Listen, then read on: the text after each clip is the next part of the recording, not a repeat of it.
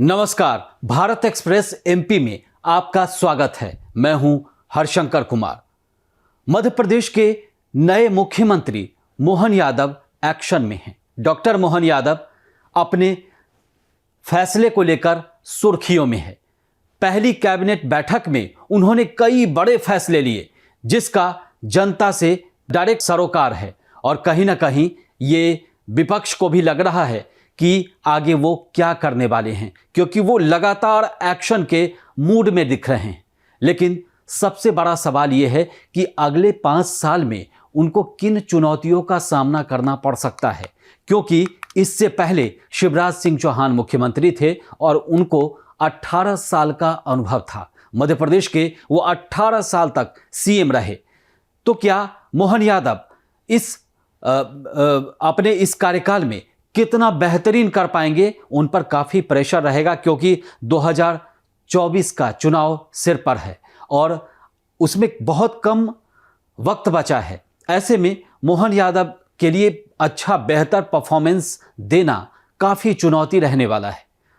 जो मोहन यादव जो पहले शिवराज सरकार में शिक्षा मंत्री तो रहे, लेकिन उनके पास सरकार चलाने का अनुभव नहीं है, अनुभव की कमी। और वहीं शिवराज सिंह चौहान की मध्य प्रदेश में बीते 20 वर्षों में कमाई लोकप्रियता उनके लिए एक चैलेंज का काम कर सकता है। बीजेपी से होने के कारण जनता की वैसी ही अपेक्षा रहेगी जैसा शिवराज सिंह चौहान से था। वहीं मंत्रिमंडल में बीजेपी के बड़े क्षेत्रीय नेता भी होंगे जिनके साथ तालमेल बिठाकर चलना एक चैलेंज होगा। मोहन यादव को पूरे करने हैं ये वादे। अब बात करते हैं मध्य प्रदेश चुनाव में बीजेपी द्वारा जारी किए गए संकल्प पत्र के वादे की। बीजेपी ने सरकार में वापसी के लिए किसानों से लेकर घरेलू महिलाओं और बेटियों के लिए बड़ी घोषणाएं की थी। अब इन घोषणाओं को सीएम मोहन यादव को पूरा करना है।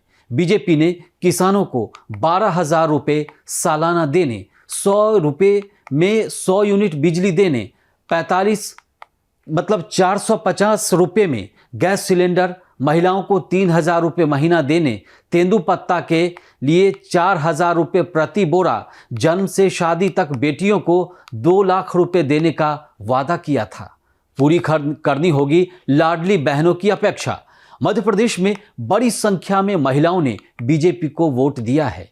इसमें वो महिलाएं भी शामिल रही हैं जिन्हें लाडली बहना योजना का लाभ मिल रहा है। मतलब 1 करोड़ से ज़्यादा, 1 करोड़ 20 लाख के आसपास ऐसी महिलाएं हैं जिनको परोक्ष या प्रत्यक्ष रूप से इस योजना का लाभ मिल रहा था। बीजेपी को भी उम्मीद थी कि ये महिलाएं अगर 70 लाख, 80 लाख, 1 करोड़ के आसपास भी अगर बूथ पर पहुंच जाती है तो उनकी जीत जो है वो सुनिश्चित है, और ऐसा ही हुआ। तो मोहन यादव को न केवल बीजेपी के इन घोषणाओं को पूरा करना होगा, बल्कि ये ध्यान भी रखना होगा कि राज्य की ये महिला वोटर बीजेपी से न छिटके। जिस वजह से महिलाओं के लिए शिवराज सरकार में लागू योजनाओं को भी जारी रखना होगा।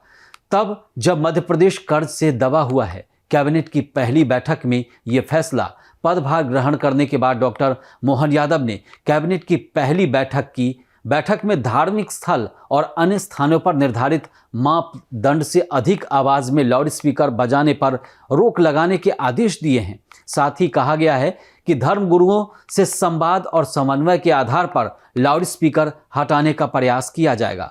फूड सेफ्टी नियम लागू होने के बाद खुले में मांस मछली की बिक्री करने को लेकर केंद्र सरकार द्वारा जारी दिशा निर्देश का कड़ाई से पालन करने की भी बात बैठक में कही गई। अब सबसे बड़ी बात है, इस पर कांग्रेस भी अपनी प्रतिक्रिया दे रही है। कांग्रेस के नेता लगातार सवाल उठा रहे हैं कि पहली बैठक में इसकी क्या जरूरत थी, और मुख्यमंत्री ने पहले दिन शपथ ग्रहण किया और उसके बाद इस तरह के फैसले वो क्या संदेश देना चाहते हैं। वो विकास की बात करें, वो बेरोजगारी की बात करें, लेकिन वो इस तरह के धार्मिक मामलों को सामने पहली बैठक में लाना ये क्या दर्शाता है। और आइए आपको सुनाते हैं कांग्रेस नेता ने क्या कहा। ये विधायक हैं वर्तमान में। यदि मोहन यादव जी विकास के मुद्दों पर चर्चा की होती, फैसला किया होता, तो मैं उनका स्वागत करता। यदि वो लाडली बहनाओं को जो 3,000 की बात कही थी चुनाव के पहले, उसकी घोषणा की होती तो मुझे बहुत अच्छा लगता। लेकिन लाउड स्पीकर पर प्रतिबंध लगे, मास्क की दुकान कहाँ लगे न लगे, ये कौन से फैसले भाई। मुख्यमंत्री मोहन यादव के फैसले के बाद कांग्रेस लगातार सवाल उठा रही है। उसके कई नेता सवाल उठा चुके हैं और कह चुके हैं कि मुख्यमंत्री पहले विकास की बात करें, वादों की बात करें। इस तरह की बात नहीं होनी चाहिए, क्योंकि हर कोई कानून को मानता है, हर कोई कानून के हिसाब से चलता है। इस तरह की बातों का मतलब नहीं है, क्योंकि सरकार के पास जो फंड पहले से था वो है ही नहीं, क्योंकि उन्होंने योजनाओं में खर्च कर दिए, लाडली बहनों को दे दिए, तो अब उनके पास ज़्यादा क्या बचा है। तो इसी तरह की बातें होगी। आपको हमारा ये वीडियो अच्छा लगा तो इसे लाइक कीजिए और चैनल को सब्सक्राइब कीजिए। नमस्कार।